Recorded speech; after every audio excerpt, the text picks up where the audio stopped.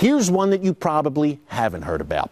The Obama administration recently selected a guy named Salam Al-Marayati to represent the U.S. government at a human rights conference in Warsaw, Poland. The 10-day event was supposed to promote tolerance. The problem is, Mr. Al-Marayati is a very intolerant guy. He's the founder of a group called the Muslim Public Affairs Council, MPAC for short. MPAC is an Islamist organization that marches to the radical tune of the Muslim Brotherhood. MPAC has lobbied to have Hamas and Hezbollah removed from the U.S. list of terrorist organizations.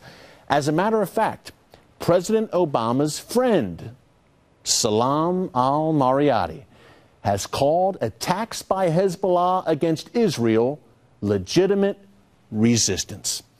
Remember, this is the same Hezbollah that has killed more Americans than any terrorist group other than Al-Qaeda.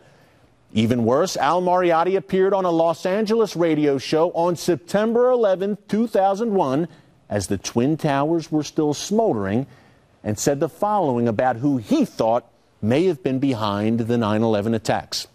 He said, if we're going to look at suspects, we should look to the groups that benefit the most from these kinds of incidents. And I think we should put the state of Israel on the suspect list, because I think this diverts attention from what's happening in the Palestinian territories so the Israelis can go on with their aggression and occupation and apartheid policies.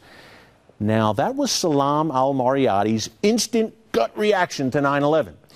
Yet, the Obama administration is using him as a representative at human rights conferences overseas, in Warsaw no less, the site of an infamous Nazi-imposed Jewish ghetto during World War II.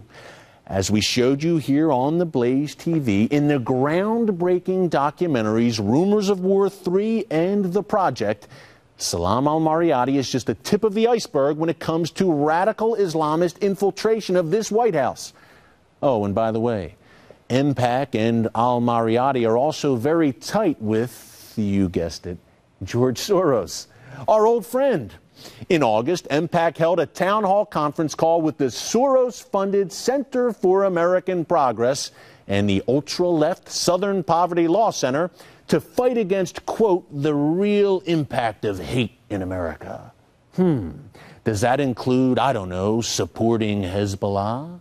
So, MPAC, shortly after this town hall with Soros's group, releases a report exposing what it calls America's top 25 pseudo-experts on Islam.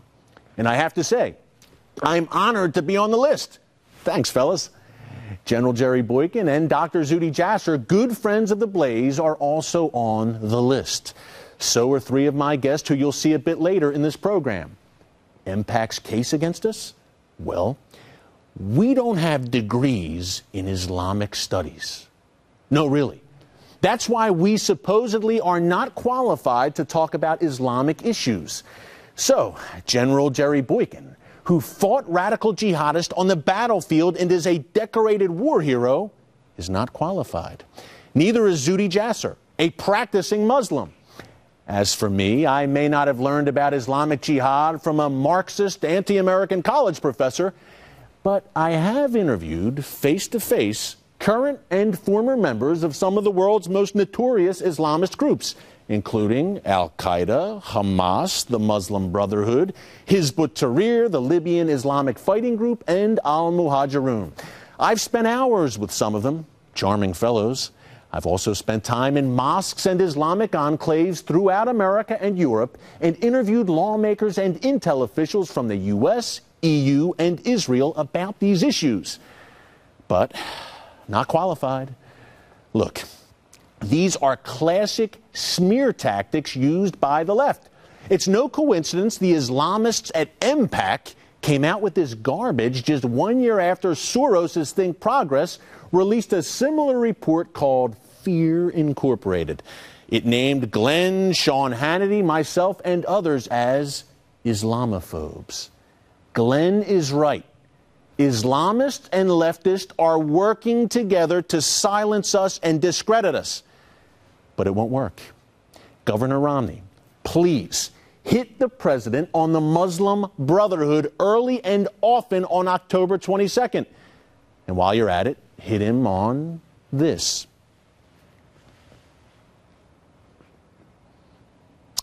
And this.